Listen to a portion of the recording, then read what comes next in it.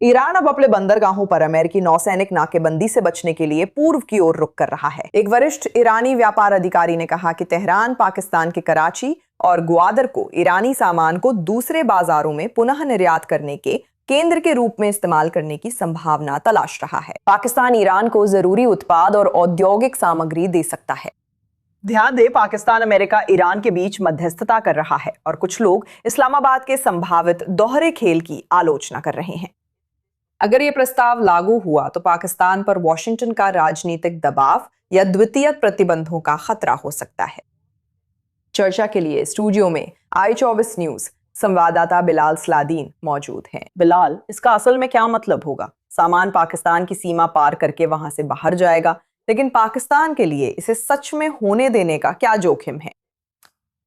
हाँ देखिए, हम यहाँ सिर्फ सामानों की बात कर रहे हैं, तेल की नहीं। ये स्पष्ट रहना चाहिए, क्योंकि अगर हम सिर्फ तेल टैंकर और ट्रकों की तुलना करें, उदाहरण के लिए एक तेल टैंकर 2 मिलियन बैरल तेल ले जाता है, जबकि उतनी मात्रा के बैरल ले जाने के लिए आपको 8 से 10 हजार ट्रकों की जरूरत पड़ेगी।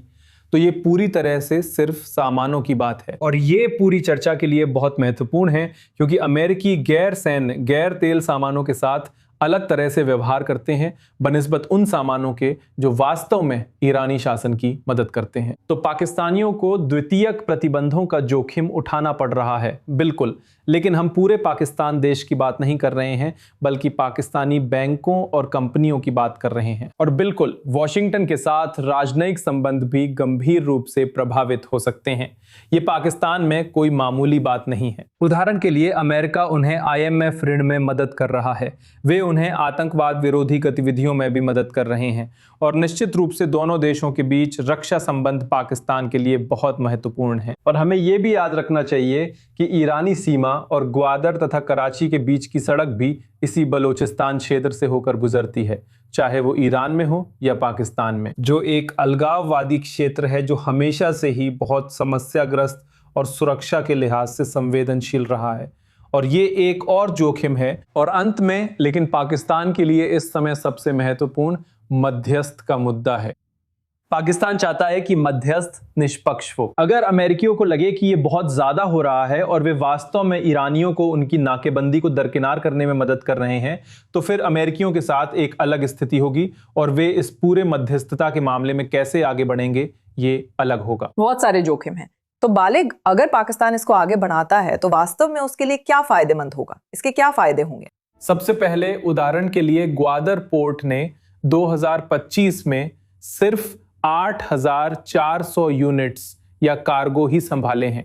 ये बहुत ही कम मात्रा है। उन्हें पोर्ट को सक्रिय करने की जरूरत है और बिल्कुल इससे पैसे कमाने और इस पोर्ट में किए गए निवेश को सही ठहराने का मौका मिलेगा। ये पहली बात है। दूसरी बात जो मैं सोच सकता हूं वो है 3 अलग अलग स्तरों पर उन्हें जो बढ़त मिलेगी। ईरानियों पर, वे पड़ोसी के रूप में उनका समर्थन कर रहे हैं और यहां अमेरिकियों के साथ भी इसे एक कार्ड की तरह इस्तेमाल कर सकते हैं। और साथ ही चीनी भी, क्योंकि हमें याद है कि चीन ही असल में इस पोर्ट का संचालन कर रहा है। इसे चलाने वाली कंपनी चीनी राज्य की है और ये निश्चित रूप से उनके पास एक और दबाव का साधन है। तो कुल मिलाकर यही एक चीज है जो मैं सोच सकता हूं, लेकिन फिर भी ये बस एक ग्रे एरिया है जिसमें वे खुद को अमेरिकी प्रतिबंधों की सीमा से नीचे रख सकते हैं। ये उनके लिए आर्थिक और कुछ हद तक कूटनीतिक रूप से भी फायदेमंद होगा चीनी व ईरानियों के साथ। आपने चीन का जिक्र किया, क्या चीन अप्रत्यक्ष रूप से इसमें शामिल हो सकता है, क्योंकि वे बंदरगाह के मालिक हैं?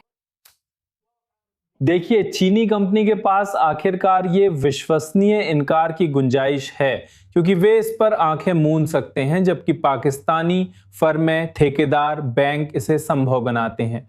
फिर से यहां एक ग्रे एरिया है, लेकिन किसी न किसी स्तर पर वे अमेरिकी प्रतिबंधों की चपेट में आ जाएंगे, जिसे वे निश्चित रूप से टालना चाहेंगे। लेकिन वे कंपनियां, चीनी कंपनियां और ठेकेदार, अमेरिका उन्हें आखिरी में प्रतिबंधित करेगा, क्योंकि उसकी उन्हें और जगह जरूरत है। इसलिए वे जानते हैं कि प्रतिबंध लगेंगे तो पहले पाकिस्तानी संस्थाओं पर ही लगेंगे, चीनी संस्थाओं पर नहीं। अभी के लिए अगर ऐसा होता है तो वास्तव में वे, जैसा कि हमने कहा, विश्वसनीय इनकार की गुंजाइश का इंतजार करेंगे और निश्चित रूप से इससे जो लाभ वे प्राप्त कर सकते हैं। ठीक है बिलाल, इनमें से कुछ पाकिस्तानी बंदरगाहों से हम क्या देखने की उम्मीद कर सकते हैं, उस पर गहराई से और विस्तार से जानकारी देने के लिए धन्यवाद। मैं इसकी सराहना करती हूँ। धन्यवाद।